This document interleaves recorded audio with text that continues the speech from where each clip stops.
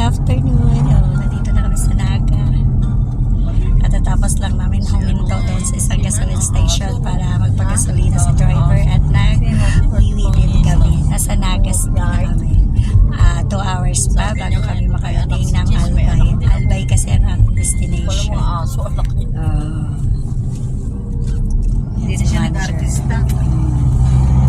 Kaya, hindi ko lang alam kung saan dito ang Mausoleo ni Sir Jesse Robredo. Pero tomorrow, if I have time, puntahan ko ng Pusa. Ganun palaki ng mga anak. Jesse Robredo Mausoleo. Museum pala. Museum.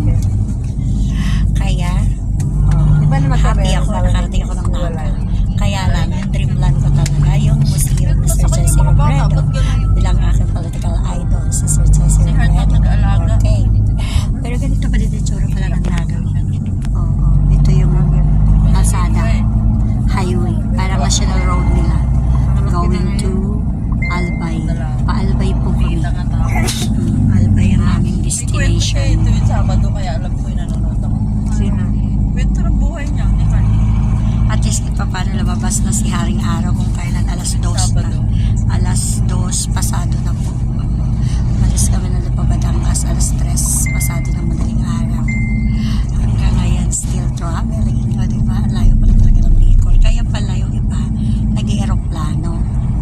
Yung ibang pumupunta dito sa Bicol. Kasi pala talaga malayo. Pero maganda rin ang Baylan kasi ma-experience mo eh. Madadaanan mo. Ang ano pala guys, ang Quezon Province ay napakahaba. Oo. Kaya lumayo ang Bicol. Yan napakahaba ng Quezon Province. Na puro bulok ang kalye. Buhat pa dito sa Bicol. Ang ganda na ang kalye. Pero ang Quezon Province, puro bulok. Kaya pananawagan sa lahat ng politiko sa Quezon Province, palpak lahat ng kalsada.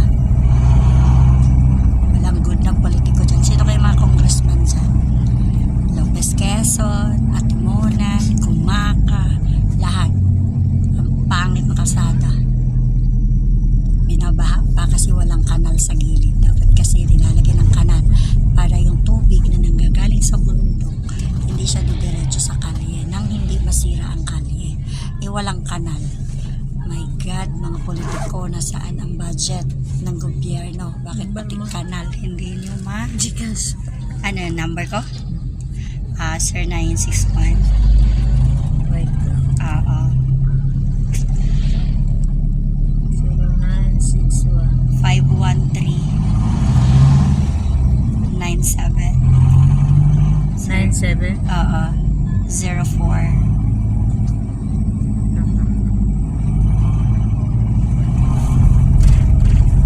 Yes. Ano lumabas sa pangalan? Marites. Minarder. Marites eh. Minarder. Oh, naka-vlog pa man din. Diba? Yan naman talaga Apply pa. number mo. Di ba? At least, jijikasa nila ako. No? Oo. Okay na. Jijikasa nila ako. Nasabi ko dito sa Gcash. Gcash number ko po yun. Tandaan nyo. Bigyan niya na ng Gcash siya. Oo. At least Gcash number. Magandang kalsada sa Naga, in fairness. Sana may time bukas, makapunta ako sana. Pwede daw bus, pwede